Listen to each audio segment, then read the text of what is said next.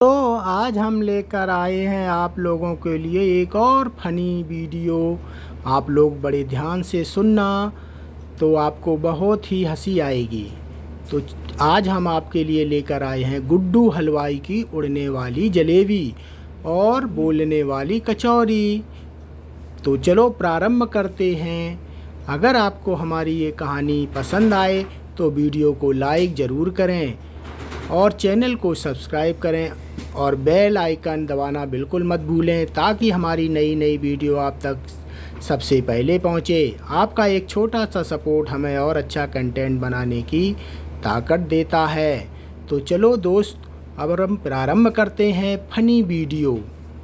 गांव का नाम था हसीपुर और वहां का हर आदमी, औरत, बच्चा, बूढ़ा, यहाँ तक कि भैंस भी किसी न किसी वजह से हंसता ही रहता था। हसीपुर का सबसे मज़ेदार आदमी था गुड्डू हलवाई। गुड्डू दिखने में गोल मटोल, हमेशा कान के पीछे पेन और हाथ में चमचमाता कच्छा लिए घूमता, लेकिन अक्ल थोड़ी कम थी और इसी वजह से गांव वाले उसे गुड्डू आइंस्टीन कहकर चिढ़ाते।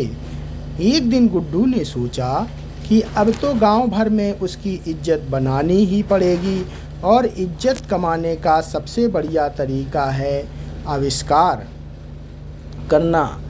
तो उसने तय किया कि वह उड़ने वाली जलेबी बनाएगा, जिससे आदमी खाए और तुरंत हवा में उड़ जाए। पूरे गांव में खबर फैल गई कि गुड्डू कुछ बड़ा करने वाला है। सब लोग तालाब के किनारे इकट्ठा हो गए। गुड्डू ने बड़े नाटकीय अंदाज में आटे की लोई बेलकर उसमें सोडा, मिर्च पाउडर, नमक, चीनी और न जाने क्या क्या डाल दिया।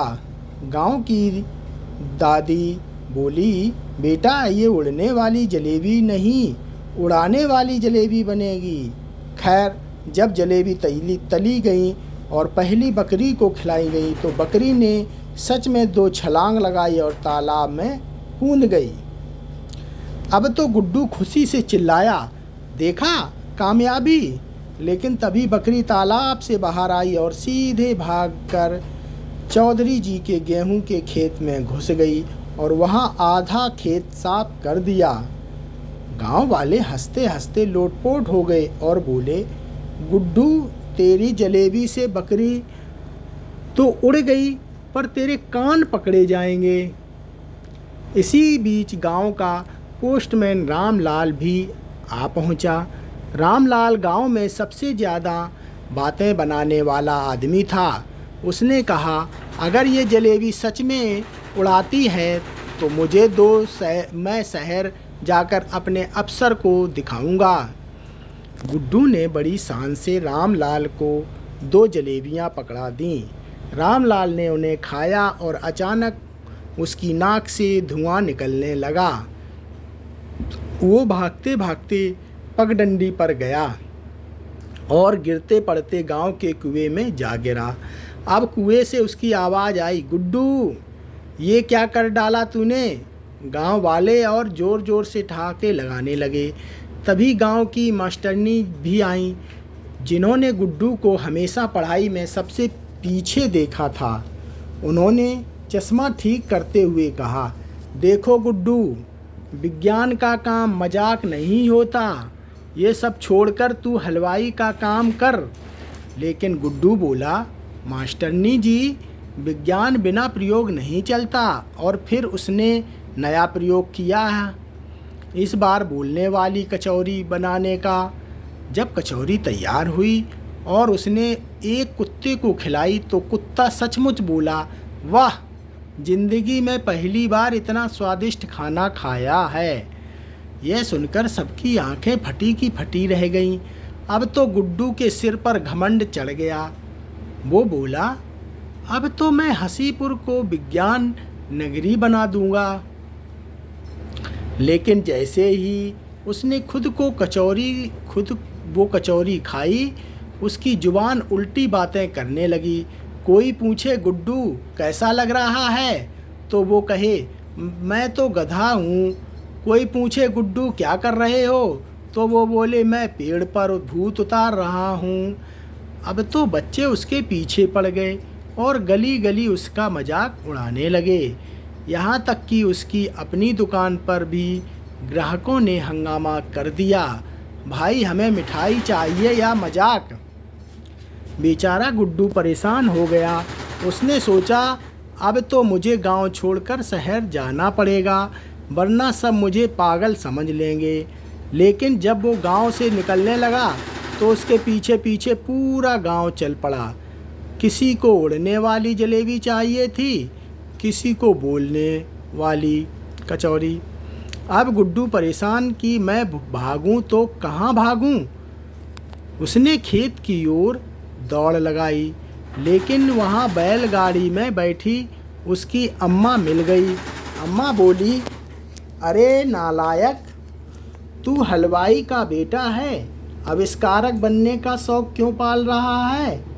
चल आटा बेल और दुकान संभाल। लेकिन तभी गुड्डू बोला, अम्मा मैं दुनिया को बदल दूंगा। अम्मा ने डंडा उठाकर कहा, पहले तेरा कान बदल दूंगी मैं। आखिरकार गांव वालों ने पंचायत बुलाई।